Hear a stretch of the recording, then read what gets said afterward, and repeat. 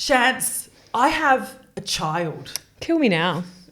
This week we had Homestays. We had that dreaded but spicy honesty box. We had about 90% of the couples also fall apart. Oh my gosh. This is a Pedestrian TV vodcast. I'm Jules Rangihiwe, podcaster, failed reality TV star and lover of all things trash telly. And I'm Chantel Schmidt, Pedestrian TV's Married at First Sight recapper. Let's unpack. Let's go.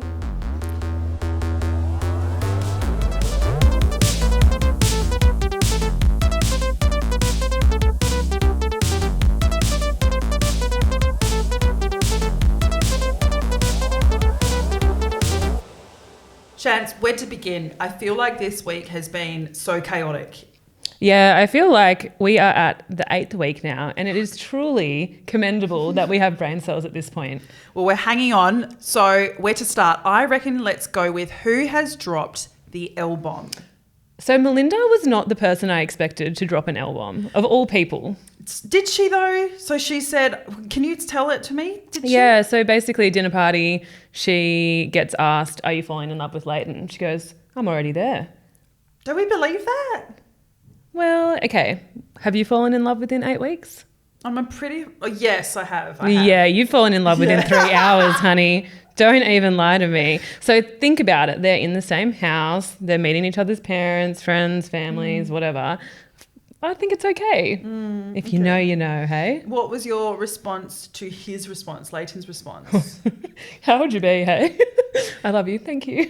Like, his response was just to be like, but we can't communicate. Or what was it? Was it something like that? Something like that. Anyway, I would be mortified, especially on national television, bearing your soul and saying, I love you, and then getting that response. Yeah, well...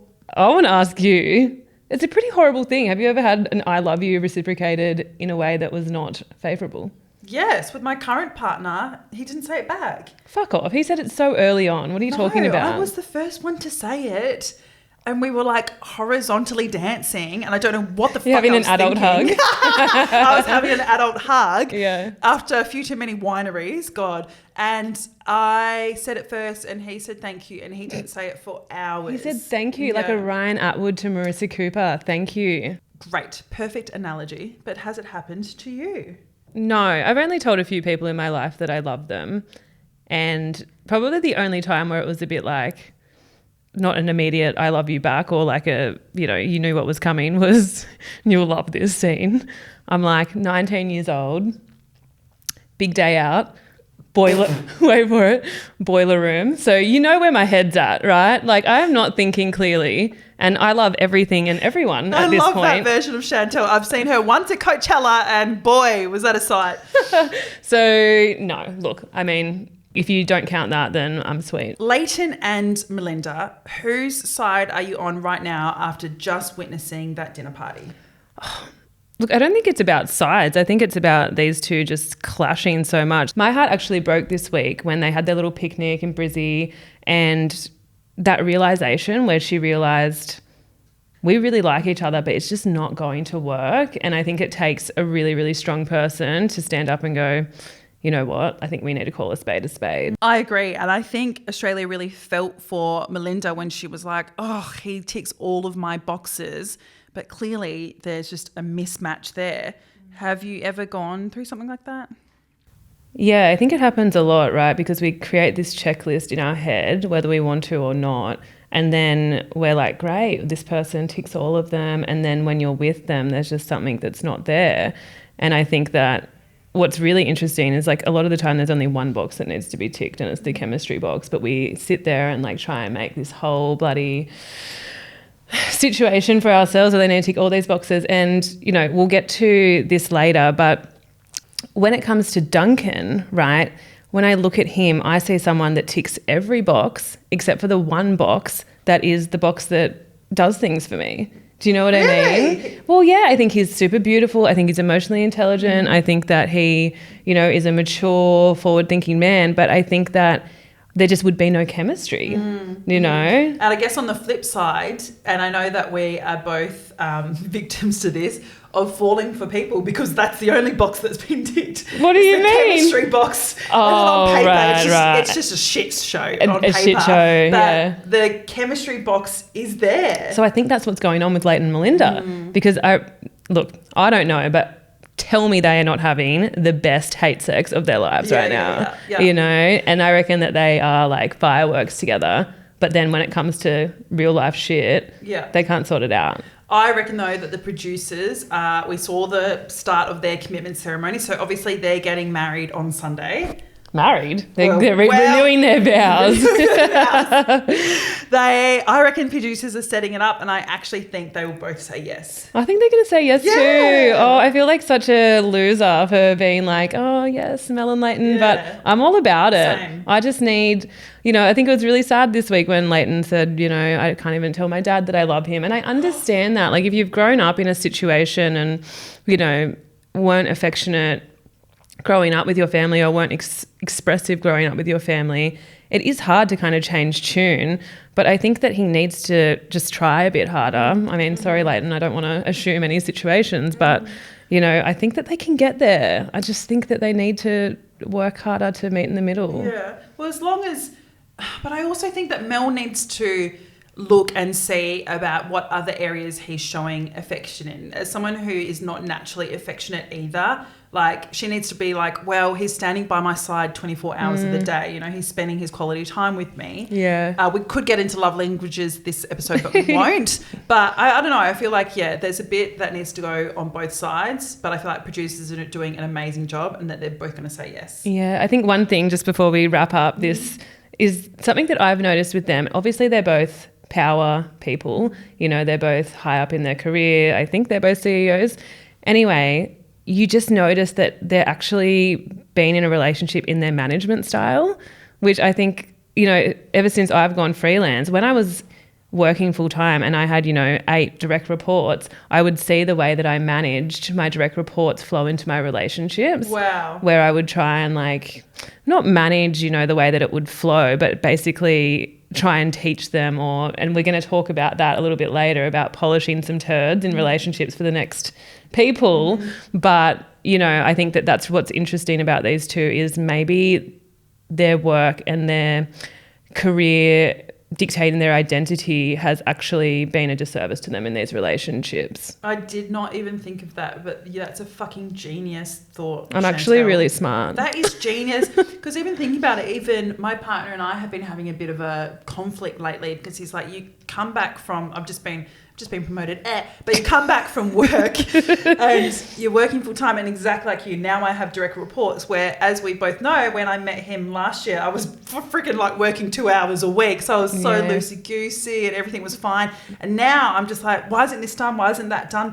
I give him time. I'm like, this has to be done by 4 p.m. Yeah, you give them deadlines. It's wild. And the last person that I dated, and that was that is like having a junior report. Yeah. Just Quite say literally that. junior, yeah. Anyway, so what's interesting is that obviously they're away from work right now, right? So if it's like this now, it's going to be pretty shit when it gets to 38 hours a week of them being back in their original flow. So fingers crossed that they can figure it out now, because it's only going to get harder when they get back home. Speaking of people that can't seem to make it work, Alyssa and Duncan. Oh, Alyssa, did you know that she has a child? I think that she has a child. I don't know, but I think that she might have a child. You wouldn't understand. Oh my gosh. I don't even know. I'm getting my back up even. I can physically feel myself getting angry talking about her. I'm trying not to. Do you want to give us a quick recap of their week, Chance? Oh, God. Okay, so commitment ceremony, which seems like a million years ago. This is actually so funny to me when she was like, Duncan expresses that he's been crying, right? And then she's like, well, I didn't know that. I'm like, oh, God forbid the guy cries and tells you about it. Anyway, And then Alessandra's like, honey, he's telling you now. She's like, he's telling you. It's telling you. There was no hesitation. She was ready to go as well. She was ready to throw hands. But just because Alessandra's such a babe, I was like, this is like jealousy, you know? And I think Alyssa is at the point in her relationship with Duncan where she is picking at anything. And everything. Do we think it's just her insecurities going crazy? I mean, who knows? I mean, we really can't make that assumption. But from where I'm sitting and from my own personal experiences, I think I would say that, yeah, it's just eating her alive. Unless she just doesn't like him. You know, maybe she's over it. What did you think of the Homestays? She obviously met Duncan's sister. Of course, Duncan's sister is equally as hot. Gorgeous. It gives me like Julia Roberts naturally stunning vibes. Who are their parents? I know, My right? God, blessed. So Alyssa lives literally like 15 minutes away from Duncan, I believe. So everything... Wait, in Sydney? They're in North Sydney, yeah. Oh. So get ready to see them at some events, baby. Yeah. So it wasn't even like, you know, one person was uncomfortable and the other person was comfortable, like Lyndall and Cam, which we'll get to later. It was literally like, you know, she could just go home and have a kip if she wanted to. Like, fuck, I don't know. But she still just played the card of nothing being good enough, everything always being his fault, which I think is really horrible when you're in a relationship at that point where everything is your fault. Everything that you do is wrong. So we saw this a bit earlier on in the season where people have to go out of their way to avoid conflict, and it's actually of a detriment to the relationship because then you're not talking about how you're feeling, expressing what's going on, any issues. And that's what's happening to Duncan. Poor man can't even say 3 words without being, you know, blamed for it. So where's the end point for these two? I know. Well, I think we saw a prime example at last night's dinner party when Duncan finally mustered up the courage to ask her direct questions about their future and about their relationship, because he had the whole group almost as his protectors, as we all saw them like lovingly look at Duncan the whole time. I don't know do you think producers are making her worse than she is? She's getting a pretty fucking bad rap. I think that she looks worse because he looks better, if that makes sense. Yeah. And, you know, there's been a lot of stuff that's come out this week about, you know, Claire back in the day getting a good edit, even though apparently she was saying some really messed up shit early on. So it does make you wonder and is food for thought. I don't think Duncan's doing bad things, but I think they're choosing the best things that he says, right? There's him standing up for Josh at that commitment ceremony. No, he's a man, you know, like those moments all pulled together. We are the perfect example of people that have been brainwashed by this show because we're like, Duncan, you know. I'm like, I hate her, and then feminist, like, it's confusing. Yeah, so I do think she's pretty shit, but I think that she's been made to look worse because he's been made to look like this angel man. And I got to give it to her, like, if someone filmed us for 8 weeks of a new relationship, including the ups and downs, they'd only have to cut out 2 of my sentences for me to be cancelled across Australia. I can say some pretty horrific things. I think her saying, I have a child, obviously is her insecurities. Yes, it's been she seems to only be able to say that sentence, but I don't know. Do I feel sorry for her? No. I don't know. Oh. It's hard. Speaking of the honesty box, I mean, Alyssa was being really immature and snappy, even throughout pre-drinks. Stink energy. I hate stink energy. And he's like, what size of wine do you want? Whatever. Yeah, fucking. I hate those people. Yuck. Oh, that's just such an immature way. Do you imagine them way. at a kick on? Get out. They'd just be sitting there in the corner. I'm not playing this drinking game. She's definitely arms crossed in the corner. Ew. She's being immature. She's being snappy. Then it comes to the questions. She's still being a little bit of a shit. And then Duncan gets his question. What does he ask, Jules? He was like, what can I do to improve this relationship or something? He just flipped it back on himself about how he can improve to make her life better. King energy. But also, look at us doing it again. Maybe he had 5 other questions. True. You know? Anyway, final vows are just around the corner. They are probably at the worst place that they've ever been, Alyssa and Duncan. So what do you think? I just weirdly think he's going to say yes. I weirdly think both of them are saying yes. As if in his head, Duncan isn't like, the minute I leave this show, I'm going to have girls galore. I know. Why would I put up with this woman who has a child? Who has a child? Do we think he's going to do a Brent from last year and go ham? I don't think that Alyssa warrants the same kind of hamming that Brent gave to Tamara. Like, that woman literally like made fun of his career. Yeah, totally. But I think that he's going to, in his angelic way, let her down and maybe make a few stern comments. The only reason I am saying, I reckon he is saying, like, I don't know, what did they say? Will you marry me? Or just let's stay together? I want to continue. Okay, I want to continue this relationship.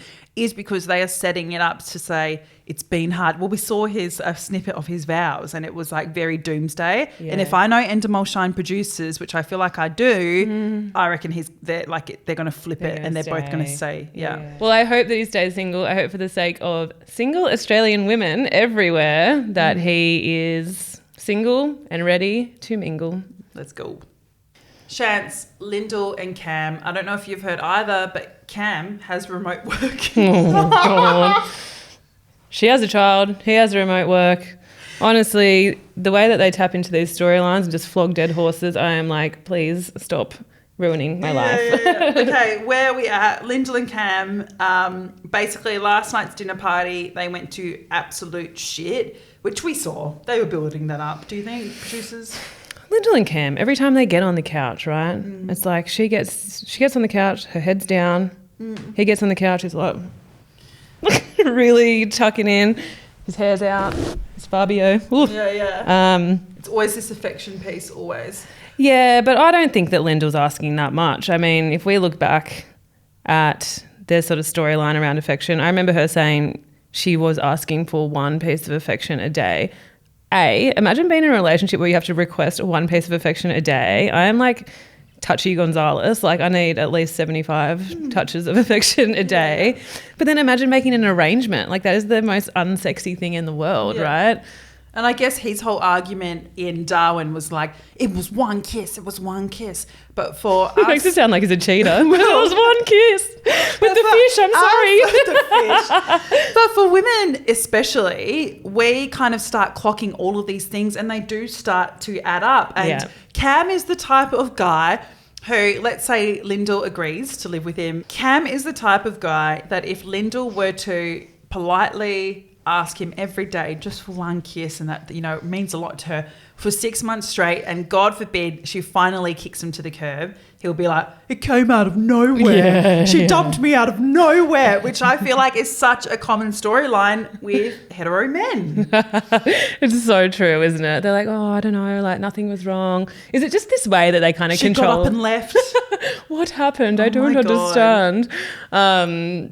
But look, I feel like she has been very transparent with her needs. She's communicated it time and time again.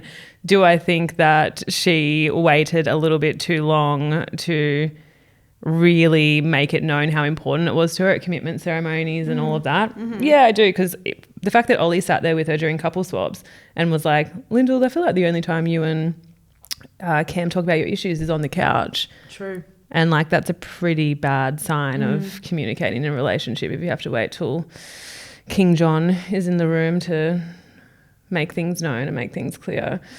But I don't really know what side or, you know, who I'm leaning towards more. Obviously, I'm a bit more team Lyndall at the moment, purely because something she said really rattled me and I was like, oh, I've been in this situation. Was when she goes, I'm out here, I'm in Darwin, I'm kissing fish. I'm doing, basically saying like she's doing everything for him. She's transforming into a country girly and he can't even give her, you know, one bit of affection. And I feel like when we're in new relationships, I don't know if you're the same, but you kind of do all of these things to make your partner's life easier. And I feel like women do this, hetero women do this especially. and you don't realise that they're not really giving you much back. Like on paper, if you look at it, you're like, oh no, well they came to pick me up. It's like, yeah, but you've booked the fucking movie, you've done all the other arrangements, and men have kind of swooped in and done the 10%. Yeah, I think that it's really interesting because obviously Cam has been the token man-child throughout this season. And I think if you look back on past relationships, the people that you're dating that are not putting in the effort are these children, essentially. The ones that really lack self-awareness. And I think that Cam lacks so much self-awareness. He's literally been slapped across the face with "give me affection" and he's still confused about it. Yeah. I'm like, how much clearer does this woman need to be? But I want to talk about the way in which he is leaning on, I don't think I'm good enough for you. I don't think that, we're right for each other. A, right now, 8 weeks in, you've realised this. And B, honey, just tell the girl you don't like her. You don't like her, I know. To me, that screams more so like, I don't want to take accountability for all of these issues that I've got. It started at that fucking when his mum came, to be honest. I'm still off that. It's like, I don't think he wants to face all those issues. So suddenly he's playing the big Uno card. He's like, it's, it's not you, it's me card. Yeah, but tell me that Cam is not the man who says, you know what, I'm just not ready for a relationship. 2 fucking weeks later, he is in a relationship with someone else and he's going to do the exact same thing. He's going to be seen on the Daily Mail, papped with this woman who he is just pashing furiously at, who knows, could you pav these days? Yeah. And Lyndall's going to be like, what the fuck, 100%. He just doesn't like her. I think the penny finally dropped. I mean, it's like when you're in a relationship and you know that it's coming and then finally you have that talk. The penny's dropped. She's in tears. Do we think they are lasting past the commitment ceremony? I'm surprised they're still here, honestly. Same. I think surely she's just, I know she cried and it's sad and, it's a hit to her ego. She put in too much effort, way more effort than she should have. And at the end of the day, I think that this is actually a blessing in disguise for her and she is secretly relieved. Yeah, I agree completely. Yeah. All right, Jules, normally we would have a whole segment for another couple, but goodbye, Bronte and Harrison. I am so over their shit. I am so over this couple. I am so over the airtime. What a boring couple. They're not boring, let's be honest. But predictable, sorry. Yeah. What a predictable couple. I'm so fucking bored. I don't respect either of them. And I hate that I say this, but I really don't respect her. With her sister, I'm all glory to God that her sister came in and made her see the light. Oh, Bronte has been seeing the light. She doesn't have a fucking backbone. I don't think Bronte has a backbone. That's why I really don't respect her. Bronte is the best/worst actress Australia has ever seen. Very true. We have seen so many alleged texts, leaked voice messages from Bronte. Look, maybe I am a victim to the news cycle, but when you look at what's going on and how much she's gone back and forth, I kind of am inclined to believe these texts. So you're saying the texts that have been circulating on the internet, it all makes sense, this yeah. story. So basically there's texts that, and this is not word for word at all, but there are texts that Bronte has been playing this experiment the whole time and she wants to make it to final vows and pull a Brent, like we were talking about before, where she will just take Harrison to town. And that she's like, I've got it all sorted out, that type of vibe. All sorted out? I feel like she doesn't... Also, if you leak my fucking text messages, I swear to God, can you imagine? Oh my God. Okay, Bronte's friends are fucking snitches. And I'm going to say that on the record. You know what I would love if it was Kira? I would love it if it was Kira that leaked it. Yeah, babe, if you're going any show, I promise I won't leak any of the... I am never, ever, on the record, I am never going on a reality show. I wouldn't recommend.